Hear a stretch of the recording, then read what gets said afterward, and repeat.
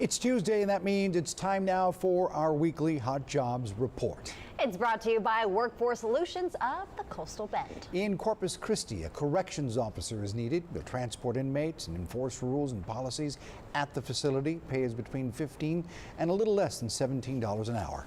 They're also searching for a pipe fitter. You'll interpret shop sketches, identify materials you may need, and fabricate pipe spools.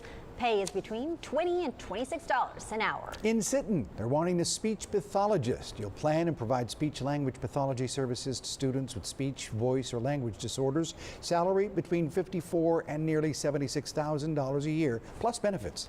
And Kingsville, they need a food service representative in Delhi. You'll prepare, package, and sell fresh product on a daily basis. Pay is $14.30 an hour. And lastly, in Alice, a physical education aide is wanted. You'll instruct and coach students to develop their skills and abilities in sports. Salary between $14,000 and $23,000 a year, plus benefits. All great opportunities. To learn more about these jobs and others, contact Workforce Solutions of the Coastal Bend at 888-860-JOBS or visit workintexas.com.